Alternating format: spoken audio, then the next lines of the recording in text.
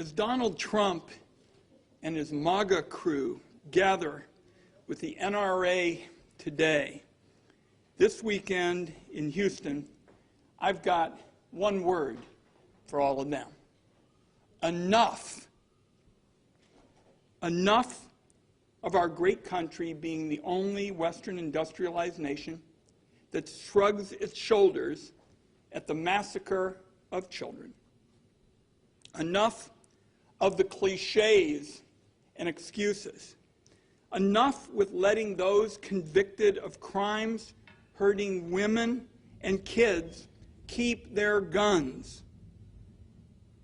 What other message could there be besides enough when this shameless gathering of death is being held only a few hours' drive from the week's school massacre in Texas? A gun massacre of Texas kids just a few days after a gun massacre by a white supremacist of black people shopping in a Buffalo supermarket. It is a long and ever-lengthening list of atrocities that Oregonians know all too well, including Thurston High School, Clackamas Town Center, very close to our home in southeast Portland, Reynolds High School, Umpqua Community College. You bet I am saying enough when extremists this weekend in Houston are going to be celebrating about how to derail common sense gun safety reforms. Now, I've had more than 1,000 town hall meetings here at home, part of a pledge I made. Again and again at these meetings, I say I strongly support the proposition of law-abiding citizens to own guns for protection and to hunt. I got into this debate just a week ago with Senator Cruz of Texas. And I said, look, I don't think people who've been convicted of domestic violence should be able to have those guns when they have restraining orders. We had a horrible tragedy, as you all know, in Oregon. So the question of common sense gun reform is not an either-or proposition. We can protect the rights of gun ownership for law-abiding people, but we've got to have a new measure of safety to prevent gun violence with criminals. I'm talking about reforms like universal background checks, raising the age limit to buy guns, limiting guns on campuses, banning assault weapons, and ensuring that domestic terrorists don't have access to guns. All of that could make a real difference in reducing the risk of these mass shootings, as well as tackling the increase in reported shooting incidents here in our hometown. Folks, we're not talking about something abstract thousands of miles away. We're talking about our hometown. Homicides running ahead of last year's deadly pace. Now, much of this discussion is already happening in Oregon. Solid protections such as safe storage laws, keeping guns from domestic violence abusers, blocking convicted stalkers from owning guns. Robust safeguards like background checks for all gun transfers, red flag laws that let law enforcement, household members, or family members ask a court to temporarily prevent someone in crisis from access to guns. But it is not as if we can put up a fence around our state. You know, when anybody can come from another state which has weaker protections, folks, that puts Oregonians at risk. Now, I pretty much flew most of the night to get home for the Memorial Day break. I'm having town meetings across the state. A bunch of you have been to those. I'm going to close with one point. And so, a lot of you know my dad was a journalist. And I imagine he would ask, as maybe y'all are going to ask, what is going to be different, Ron, this time? We've had all these atrocities. What is going to be different this time. Talking about dealing with a life and death challenge. You guys have been talking about it back there way too long. What is going to be different? So I get it. I get the reason for the skepticism. So let me bring it home really directly. Why I wanted to fly all night to be home to start this morning and lay out what this is all about. Senators are now going to be home for between a week to 10 days. And I refuse to lose hope that this groundswell and this tremendous grassroots anguish over these atrocities, I just refuse to believe that that anguish is going to lose strength. I believe these next 10 days, and so you know we had a pretty big vote yesterday in the Senate before I started racing to the plane. I believe these next 10 days are going to be some of the most important in the history of the drive to find common ground for common sense gun safety. Let me just repeat it. Next 10 days, crucial to see if we can find common ground for common sense gun safety measures. And I'll just close with this. I said before I left D.C. on the Senate floor that if Republican United States senators, and by the way, understand that there are 100 people who can change this, people who get election certificates to serve in the United States Senate, not somebody else, not Joe or Sally or Bob or Mary. 100 United States senators can do something about it. And I said on the floor of the Senate that if there are Republican senators who don't have the moral courage to act, or at least try to prevent more of these massacres, then I personally think they ought to hang it up, go home, and let somebody else have the job. I meant what I said. And the last point is, we're in our building. And often in this building, hey, there's one right there.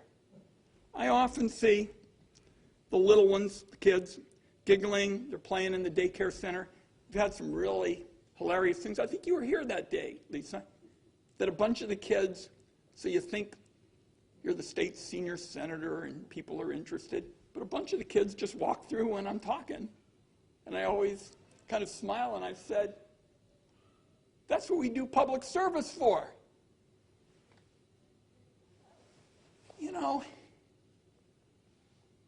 We don't ever really talk about the right of these kids to be able to grow up healthy and safe. That's kind of what we're talking about. So when you see the little ones coming through, when their senators having a press conference, and sometimes they go on these really cool walks and wave to me and stuff, what that's all about, when they're out there with their caregivers here in our hometown, is that we owe them their future. The memories of far too many young people and Oregonians and nationwide who've had their futures ripped from them by gun violence ought to be on our minds today. And I'm going to use this period when I'm home to do everything I can to get Oregonians mobilized to make these changes, because political change, we know, doesn't always start in some government building in D.C. and then trickle down. It's always grassroots up as people speak out. So let's throw it up in your questions. Senator, of all the bills that you introduced or sponsored regarding gun laws, maybe this is a twofold question or the same, but what are you most proud of? What do you think can make the most difference at the national level? Well, I think universal background checks are hugely important. This is an area where Oregon has made progress, but we, as I say, we don't have a fence around this. I also feel very, very strongly about keeping guns out of the hands of people we know where there's hard evidence or threats, people who've been convicted of domestic violence, people who are connected to terrorism. I'm on the Intelligence Committee, folks. It's a dangerous world out there. And we ought to take steps to keep guns out of the hands of people with a proven track record should not have them. And I, as I touched on earlier, do not think that the right to bear arms, the Second Amendment, is about protecting them. Lisa, do you have a question? Anybody else? Yeah. What makes you think that this won't end the same way that the 2012 Sandy Hook shootings ended up in a lot of Senate debate and even some votes, and yet nothing yet came? Peter, that's the question of our time. And you noticed the way I approached it is the next 10 days are really crucial. I got 5 town meetings across the state. I will tell you also, apropos of this, I think attitudes for common sense gun safety are really changing in rural Oregon. You know, I met some terrific young people at my town hall meetings, because often I hold them in high schools. And these kids come up to me and they say, Ron, you know, we've grown up with guns. We love to hunt and fish. We're out with our folks. But we gotta protect families and kids in our communities. And one of them said, we're tired of having to be fearful every time somebody walks by the school. And one said, he looked me over and said, you're tall. Tell those other people back there, how would you like to scrunch yourself up into some little cramped closet every time somebody walks by? So, Peter, I think, and you've heard me talk about this over the years, that we've got a chance to make this different this time. And I wanted to come home, and that's what the 5 town meetings are about, to kind of say,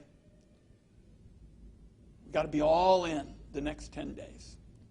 We've got to pull out all the stops, and that's what I'm going to be focused on. We've got meetings of various sorts, you know, and stuff to do, but really going to be pounding that. Lisa? Senator, why not try a different approach in terms of requiring perhaps schools around the country have a certain number of counselors, mental health workers, based on populations that can work with kids, because that's the other half of it, the fact that you can go buy a gun on the street. But the reality is that the prevention part of it is really not being taken care of. If you ask most parents, there's one counselor perhaps for hundreds and hundreds of kids in any school. Why not make it a federal law requirement for counselors, mental health workers based on populations within a school? Yeah. Lisa, let me unpack this mental health issue, because I think you and I have talked about this before. It's something I feel very strongly about. My brother was a schizophrenic. He died way too young. Wyden's had 2 sons. He was the smart one, and I think about it all the time. Yesterday, Senator Mike Crapo, the senior Republican on the Finance Committee, joined with me in proposing a major mental health package to really strengthen what this country does in the mental health area. We had a young man from Lapine High School testify at our first hearing. He said, guys, you should know, terrific young guy, small town. He's going to Johns Hopkins next year. He spends all his time volunteering on the hotline. Said more than 85% of the calls at Lapine, where there's a referral to a specialist, go unanswered. So we desperately need these people. I'm all in, completely all in on workforce issues, getting the people. That will be one of our next packages to release in June. So you can go online, you can see what we introduced yesterday.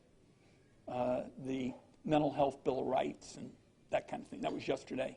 The workforce issues will come next. So I like to think this is the first package that's actually been proposed in this Congress with significant bipartisan support in the Senate. Now, having stressed how important it is, if you look at the hard data, most of those with mental health challenges are not out massacring children. They're just not. We definitely need to beef up mental health services, which is why I introduced the bill. But we can't say that that somehow means we don't have to deal with guns. Okay? But I guess mental health services for teens. That will be our next package. Senator Tom Carper of Delaware is going to be leading that. That will come out in the next couple of weeks. Beefing up mental health services for teens. That's why I mentioned the young man from La Pine. That's a disgrace. Lisa, you got me at hello on the proposition.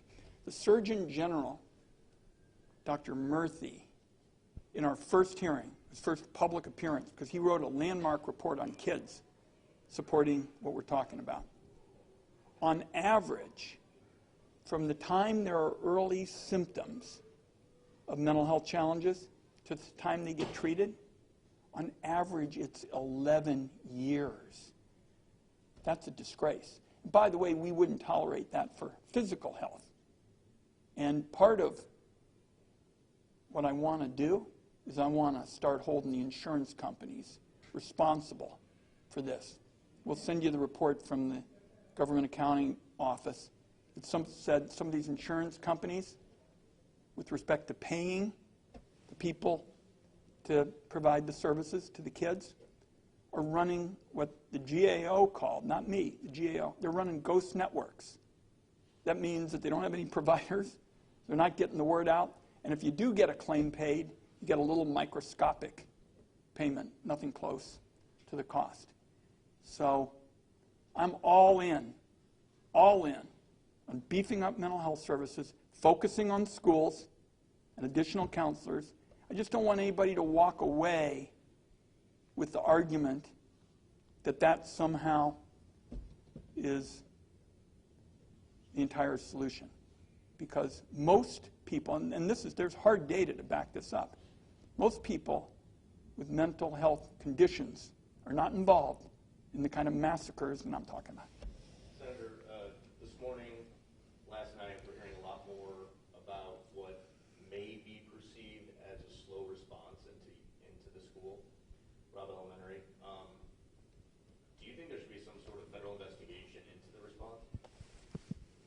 I mean, I've heard two stories. I heard the story that there were people, and then I heard the stories that there weren't. Absolutely, the Congress should be looking into that. Absolutely. Because, and I guess one of the questions that I want to look at is, were there federal funds involved in some way in this whole security arrangement? Again, what the country was told initially, as you know, is there were security guards and they were overpowered or in some way, and now they were told that they weren't. I think it's a quaint idea to some people, but I believe in getting the facts. So with respect to your question, should there be an inquiry, investigation? Absolutely. And it also should incorporate were there federal funds involved in the security services, because there's been a fair amount of federal money devoted to schools, and I want to see how it's being used. Just so many in Well, I was going to ask a follow-up to that. Are you worried that the narrative is going to switch away from legislation and then it's going to instead focus on, well, they didn't respond fast enough, that's why this happened, the response time? Are you afraid that that's where this is going to go? Well, what I was trying to lay out is the next 10 days provide an opportunity to really walk through these tragedies. And I listed, the real measure of where senators are going to be is where do they stand on legislation, either bills that have been introduced, or in my case, with respect to domestic violence, where I'm actually taking, the lead on the domestic violence issue. And if you go look at the back and forth between Senator Cruz and I, you can see it was fairly spirited. He kept talking about how, my party, wasn't protecting the gun rights of law-abiding people. And I said, wait a minute, we're talking about people convicted of domestic violence under restraining orders. So we're making sure, and this is what I said, today, that we're talking about protecting Americans from people who should not have guns. And I don't think that's a violation of the Second Amendment. Thanks, everybody. Okay, thanks, guys. Thanks, Senator.